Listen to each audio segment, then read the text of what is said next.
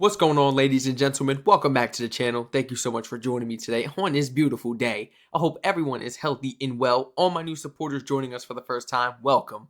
Today we'll be reacting to lesser known things about England. Let's go ahead and jump right into this video. Shout out to Adventures in Naps. Original video link will be down below in the description. This is actually our first time checking out her channel, man. Let's see what this is all about. Hi everyone, it's me. This week I wanted to share some observations I've had about England as a Canadian who's lived here for 2 years. Okay, basically I wanted to share some maybe like lesser known things. So if you are not British, these are things you probably didn't know about England, and if you are British, these are things that you might not realize other countries don't do. Either way, they're just my observations. Please, Lord, don't get offended. There is always somebody who gets offended. Hey, man, I don't know if that's like a green screen background. If it is, my goodness, that's nice. But I see them controllers in the background. She got sticks. She got sticks in the background. What games do you think she be playing? I'm sorry to go off track. Please, Lord, don't get offended. There is always somebody who gets offended. And again, I am Canadian living in the southeast of England, so these observations are from there. I'm not saying all of the UK is the same. Can't speak for everybody else, but these are just some things that I've noticed. I think those are all the disclaimers. I hope. So without further ado, let's go. I guess in my mind, I sort of imagined I'm just gonna do this like rapid fire. We're not gonna talk about it too much because then I'll just keep talking and then I won't stop talking, and then this video will be like a million years long. Most things in England tend to use 24-hour time.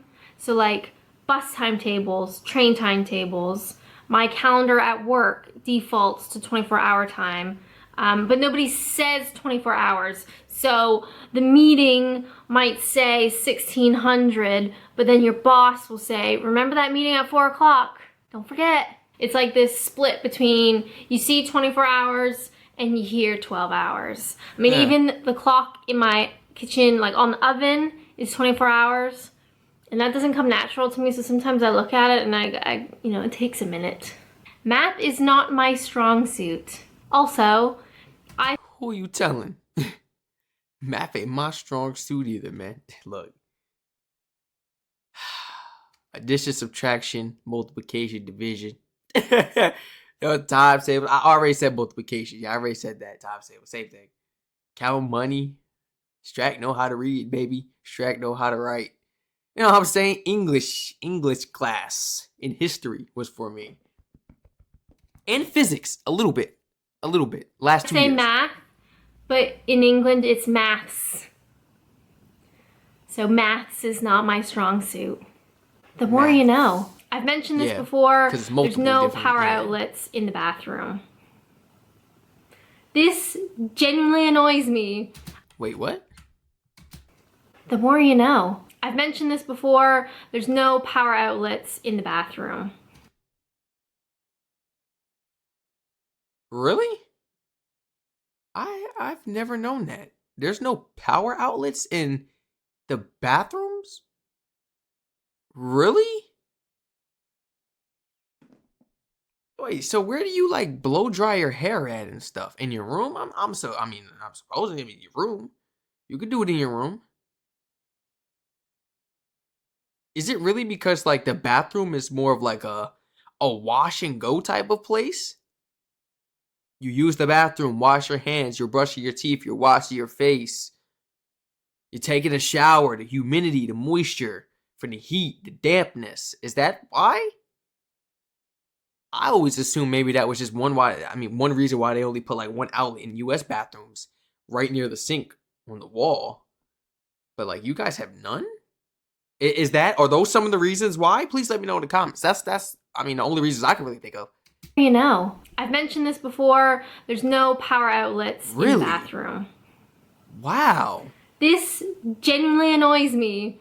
I know everybody's always like, it's a safety hazard. Why would you want power in a bathroom? Well, when you've grown up with it your whole life and then you don't have it, it's like, I gotta charge my electric toothbrush in the kitchen, and that feels very strange. Oh, wait. See, yeah, I don't have all that. I got the typical standard manual toothbrush.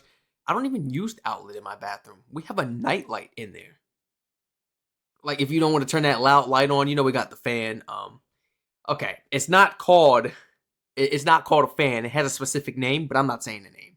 You know the fan in the ceiling. I don't like saying the real name. I call it a fan. But yeah, I learned the real name in electrical class, and I was like, oh, I'm not saying that. I'll call it a fan. But like, yeah, I've never actually used the outlet, and we only have something plugged in there, so you don't turn that loud light on at night. So I mean, it is beneficial, but other than that, we don't use it. You could literally take it out of our bathroom. Now that I'm thinking about it. To me. You know at McDonald's when you have that ketchup dispenser and you like push the pump thingy and you have a little cup of ketchup? In England, they have those for ketchup and some for barbecue sauce. Nice. That's different. I don't know, again, I don't know if this is everywhere, but in the Southeast, a lot of the big grocery stores, the cashier will sit and scan your items. What? But you're in charge of bagging them. Sit, scan your items. Ain't nobody sitting out here in the U.S. How dare you sit? What? Go home. Sit. No way. Which it doesn't seem like a big deal. Like, when people used to sit, like, try to get a quick little break to cashiers, they get written up, they get a point, called to the back, a warning. Like, they got stools? They got stools for each cashier? Really? I mean, me being me, I feel like I'm more productive on my feet, but like, there was times I wish I could sit. But you're in charge of bagging them. Which it doesn't seem like a big deal, but I used to work at Walmart back but in the Southeast, a lot of the big grocery stores, the cashier will sit and scan your items, but you're for barbecue sauce. But in the Southeast, a lot of the big... Wait, I'm sorry, guys. That's different. I don't know, again, I don't know if this is everywhere, but in the Southeast, a lot of the big grocery stores, the cashier will sit and scan your items, but you're in charge of bagging them. Which it doesn't seem like a big deal, but I used to work at Walmart back in Canada for like 3 months in between my first and second year at college. So I just needed a summer job, worked at Walmart, which is Asda, and I was expected to stand for my entire shift, you know, the full 8-hour shift, whatever it was, and you scan and you bag. So when I came here and all the cashiers at Asda are sitting on these nice comfy seats and they don't have to bag the stuff, like, man, that's awesome. So, I mean, I had to stand and bag and scan, so I'm not bitter or anything. I am bitter. Another thing I've noticed, most people in England drive standard cars, which is interesting. I don't know a single person in Canada that drives a standard car. Everybody drives automatic. It's just... Okay. So, wait, a manual in Canada is called a standard?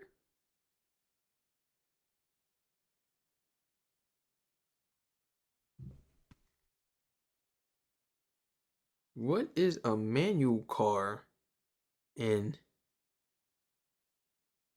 the UK called in Canada? Stick shift standard or simply manual. I didn't know people could say standard. I've never heard that term. Standard.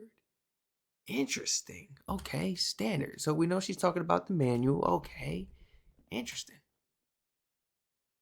Did my thing? Oh, I thought I hit in the play. Canada that drives a standard car. Everybody drives automatic. It's just the way it is.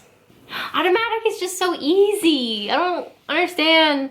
But then I'm sure people are gonna be like, you know, oh, that's not the real way to drive a car. You gotta drive standard, and you know, good luck with that. You get more control. Raccoons don't exist in the UK, but foxes do. I've never seen a fox before until I moved to England, and I see them, like, sadly quite a lot.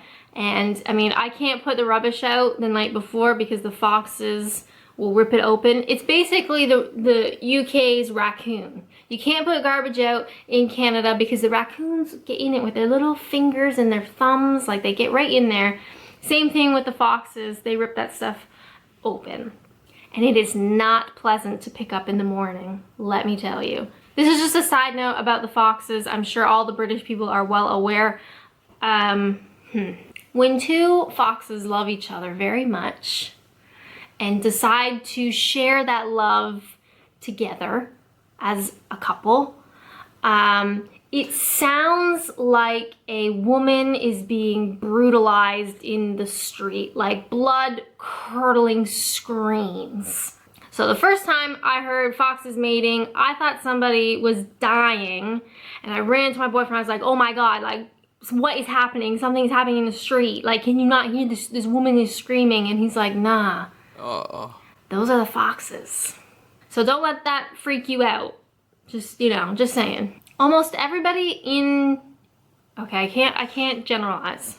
Everybody I've heard referencing the United States calls it America, which is interesting because it's not America.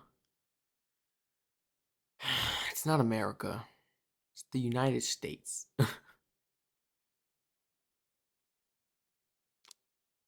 People really got to understand.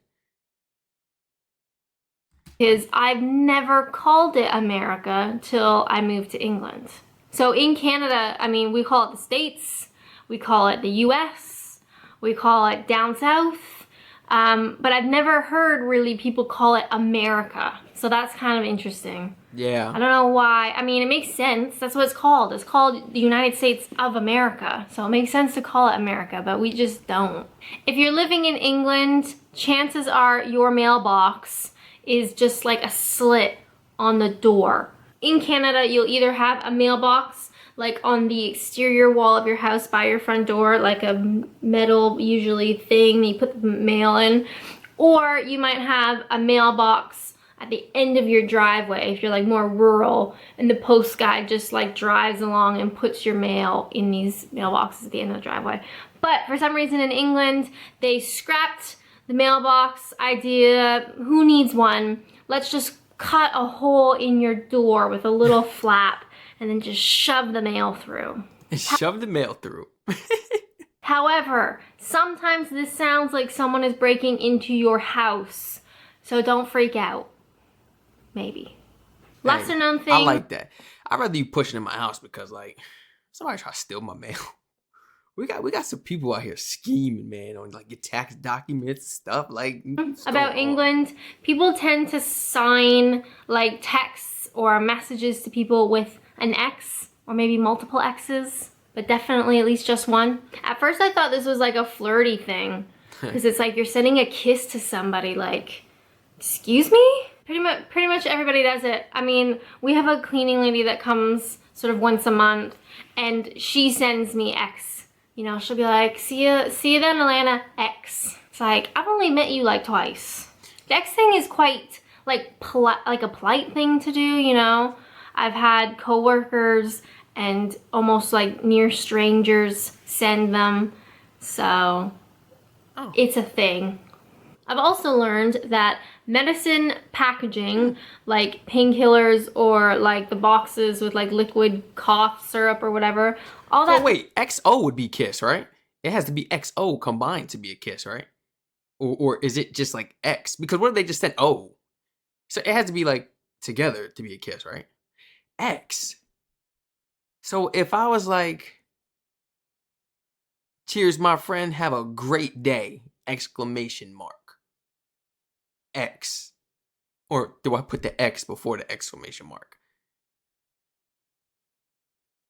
And that would make sense, basically? And the X really means like, it's like more of a respect, like, I've never heard of that. Or like the boxes with like liquid cough syrup or whatever, all that pillars. Or also learned that medicine packaging, like painkillers or like the boxes with like liquid cough syrup or whatever, all that packaging has Braille on it. So I think that's pretty cool. I don't think Canada does that. Like, why don't we do that? When using an escalator, make sure to stand on the right-hand side and walk on the left-hand side. Failure to do so is punishable by death, basically. And with that, hopefully we've all learned something today, because every day is a school day. If you guys have any ideas of things that you'd like to see or for me to talk about, please leave a comment, because coming up with ideas is hard. I'm hoping to do more vlogging type stuff, but I don't really go out a lot. I feel you. As always, thank you guys so much for watching, and until next time, bye! This is an amazing video. Y'all want to know why Strac chose reactions? Because you'd stay in the crib. Nah, let me stop. I just like reactions. But best believe y'all gonna get them IRL vlogs and streams when we travel into countries. Oh yeah, for sure, for sure. This is an amazing video. Feel free to check out the original video link down below in the description. Feel free to share your honest thoughts and opinions and educate me, man. Feel free to include some things on top of this video brought to us today, because I actually learned a lot from this video that I actually didn't know. There's always something new to learn every day. Just when you think you got it all, you don't. You never will. And that's the beauty of life. Stay safe, everyone. Thank you so much for joining me. Feel free to follow the Twitch, the Patreon, and check out my other channels pertaining to other countries in the description down below. I love you all, and I hope to catch you all in the next reaction video. And please, just like she said, feel free to flood my comment section with more videos for us to react to on a daily basis.